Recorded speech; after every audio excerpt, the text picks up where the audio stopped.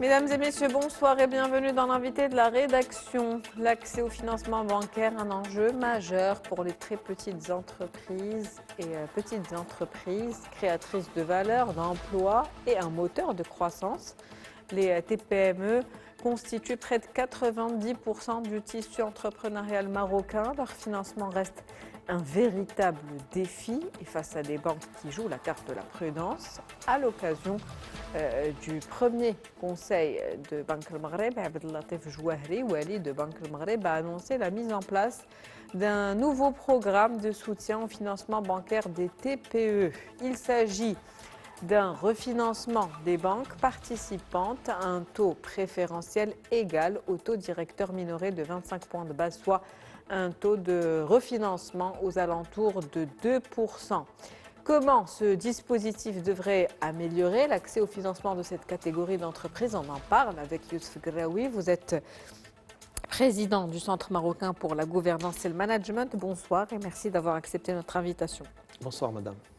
Alors, un programme de financement de Banque El Maghreb destiné aux PME, ça vient d'être annoncé lors du dernier conseil tenu donc cette semaine. Une mesure qui était peut-être nécessaire aujourd'hui pour soutenir ce tissu entrepreneurial qui représente, rappelons-le, plus de 90% Absolument. en tout cas de notre tissu Absolument, tout à fait. économique.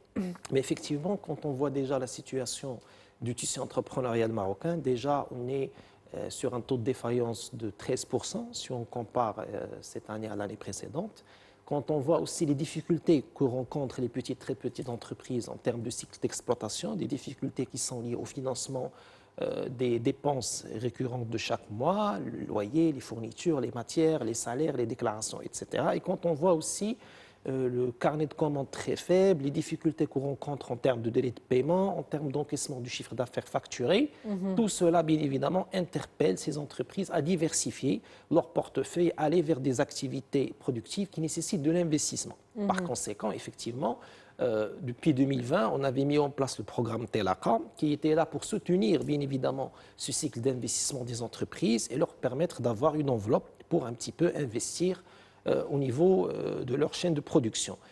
À l'époque, on parlait d'une enveloppe globale qui était aux alentours de 1,2 million de dirhams et on ciblait bien évidemment les très petites entreprises parce qu'on parlait de TPME qui réalisaient moins de 10 millions de dirhams du chiffre d'affaires et qui ont moins de 5 ans. À l'exception des TPME qui sont sur de l'exportation avec des taux d'intérêt qui étaient quand même bénéfiques. 2% en milieu urbain, 1,75% en milieu rural.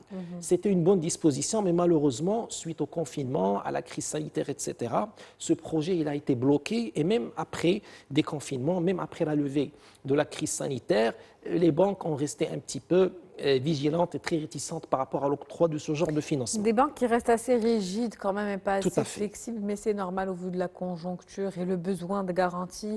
Oui. C'est un peu difficile d'octroyer des crédits en ce moment. Tout à fait.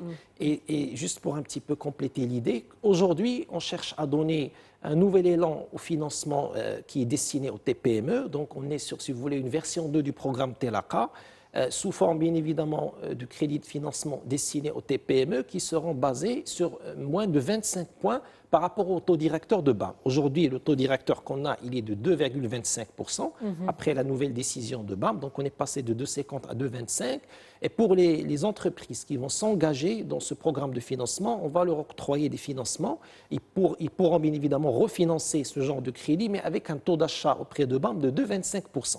Moins de 25 points, 2%, pardon. 2%, donc moins de 25 points par rapport au taux directeur. C'est à ça qu'on fait référence. C'est ça la nouveauté. C'est ça quand on parle de taux préférentiel de refinancement, c'est ce que vous venez d'expliquer. Exactement. Le taux préférentiel de refinancement sera de 2% pour les entreprises qui vont s'engager dans ce programme de financement qui est destiné aux très petites entreprises. Donc on est à 25 points de base, de moins. Absolument. Que la baisse qui vient d'être effectuée donc, par Banque Tout à fait. Parce qu'actuellement, le taux directeur, il est passé de 2,50 à 2,25%. Et pour les banques qui vont s'engager dans ce programme, ils vont avoir ce financement à 2%, donc moins de 25 points par rapport au taux directeur qui est à 2,25. Est-ce que ça va permettre justement à ces banques de prendre un peu plus de risques? Logiquement, les banques, je pense qu'aujourd'hui, on est devant un climat qui est propice. Nous avons des précipitations, une très bonne je dirais, une situation hydrique qui s'est beaucoup améliorée par rapport à ce qu'il y avait auparavant. Donc, avec les récentes précipitations. les réserves se sont améliorées, le niveau de remplissage des barrages s'est amélioré. Donc, c'est des conditions climatiques aujourd'hui qui sont favorables. Donc, le gouvernement cherche à lancer une nouvelle dynamique en matière de l'emploi.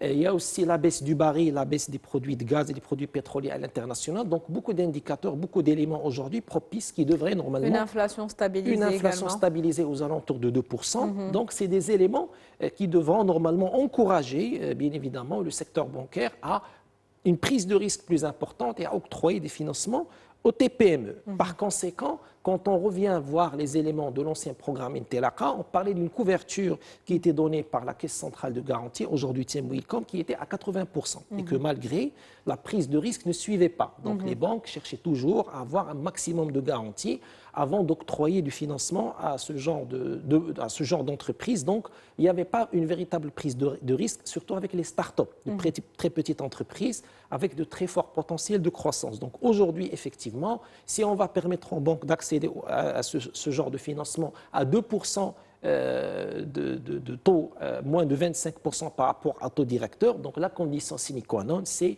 une prise de risque, bien évidemment, pour les très petites entreprises qui veulent investir dans des projets innovants qui touchent l'intelligence artificielle, le digital, les énergies renouvelables, les industries de transformation. Il faut qu'il y ait une prise de risque. Rappelons que c'est ces Absolument. petites entreprises qui sont créatrices de valeur et d'emplois. Et aujourd'hui, avec le taux de chômage qui avoisine les 13%,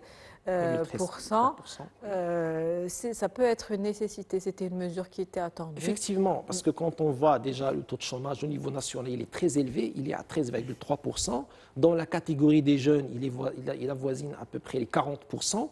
Quand on voit si vous voulez, les résultats de l'enquête nationale, selon la perception citoyenne, on est sur un taux beaucoup plus élevé, 21%. Donc, effectivement, il faut s'attaquer au vrai problème, c'est l'emploi. Il faut booster l'entrepreneuriat auprès du tissu entrepreneurial qui représente plus de 90% de notre tissu économique. Et effectivement, aujourd'hui, une TPME qui fonctionne et qui investit dans son cycle d'investissement va employer entre 5 à 10 personnes. Selon la taille, on peut aller jusqu'à un recrutement qui peut varier de 20 à 50%, 20 à 50 personnes par an. Donc, il y a des gisements de productivité, il y a des possibilités de recrutement d'emploi au niveau des TPME. Quand on donne des investissements colossaux à de grandes ou très grandes entreprises, c'est des entreprises qui ont atteint des niveaux de maturité qui sont très élevés. Et par conséquent, ces entreprises-là, ils investissent sur des infrastructures industrielles et technologiques, mais ne recrutent pas. Et c'est ce qu'on voit aujourd'hui dans le secteur automobile, dans le secteur aéronautique. On est sur une saturation de la création de l'emploi. Donc effectivement, si on veut booster l'entrepreneuriat et baisser le taux de chômage et agir sur l'emploi, il faut s'adresser aux TPME marocaines. Et au-delà du financement, parce qu'il y a la question du financement qui est importante, qui est un réel défi, mais il y a aussi le fait d'améliorer la formation et puis des formations adaptées aux entrepreneurs pour ces petites entreprises qui se lancent et qui doivent avoir peut-être pas la maturité nécessaire, mais au moins les prérequis au niveau de la gestion et de l'organisation d'une entreprise de manière à ce qu'elle puisse se pérenniser dans le temps. Tout à fait. Donc, on est sur deux volets au fait. Et moi, je lui disais depuis le début du programme Telaka, il y a le volet financement, il y a le volet accompagnement qui est extrêmement important. Aujourd'hui, une très petite entreprise qui obtient du financement et qui n'a pas de renforcement de capacité interne, c'est-à-dire elle n'a pas la qualité nécessaire pour accéder aux commandes au marché public, elle n'a pas l'expertise nécessaire pour commercialiser, marketer un produit, que ce soit au niveau national ou à l'export. Une entreprise qui n'a pas les moyens techniques pour s'intégrer dans des chaînes de valeur à l'international et faire de l'export, que ce soit sur le continent africain ou une ouverture sur l'Asie, sur l'Europe, c'est aujourd'hui une entreprise qui ne va pas réussir, bien évidemment, son développement, sa croissance. Donc, il y a le volet financement qui est important, avec une facilitation de la procédure d'octroi du financement, avec des délais de réponse qui sont raccourcis, réduits, et bien évidemment, avec une facilité, une certaine flexibilité pour que ces TPME puissent avoir du financement. Mais le volet accompagnement reste un volet très important parce qu'il s'agit de mise à niveau de ces entreprises pour qu'elles puissent avoir un véritable contrôle qualité pour qu'il puisse avoir une véritable performance à gérer, comment elle va hausser sa productivité, comment ces entreprises doivent s'inscrire sur de la rationalisation et sur les économies d'échelle, c'est-à-dire on va hausser le niveau de production, on va hausser la qualité, on va maîtriser encore les coûts. Et c'est des raisons aujourd'hui que certaines moyennes grandes entreprises aujourd'hui réussissent à s'inscrire dans des chaînes de valeur à l'international. C'est une question de compétitivité. Donc il faut hausser la compétitivité de nos TPME pour bien évidemment qu'elles puissent s'intégrer dans ces chaînes de valeur pour qu'elles puissent aussi accéder à ces marchés, que ce soit les marchés au niveau national ou les marchés à l'international. Et donc prendre en compte les spécificités de ce tissu entrepreneurial qui est la très petite et la petite entreprise. Effectivement, par rapport aux spécificités, ce sont des entreprises en général qui ont un certain risque qui est très élevé, c'est normal. Donc le bilan n'est pas très solide, ils n'ont pas un carnet de commandes qui est très solide, ils n'ont pas une maîtrise du chiffre d'affaires et surtout l'évolution des ventes sur une année. C'est des éléments à prendre en considération, mais c'est des entreprises à fort potentiel de croissance qui ont des idées innovatrices importantes qu'il va falloir soutenir et accompagner aussi et financer.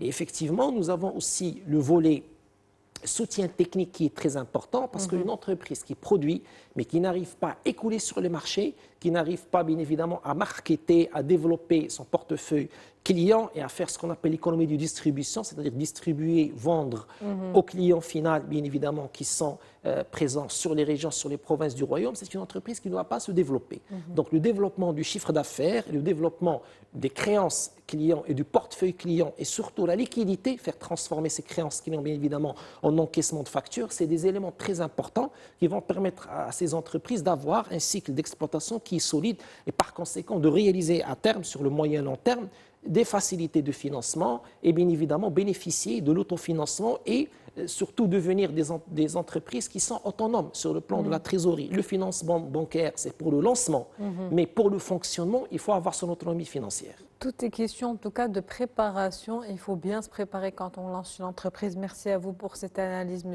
Youssouf Garaoui. Je rappelle que vous êtes président du Centre marocain pour la gouvernance et le management. C'était un plaisir de vous avoir avec nous. Merci madame, à très bientôt. C'est la fin de l'invité de la rédaction pour ce soir. On se retrouve demain avec un nouvel invité, nouveau sujet. Très bonne soirée.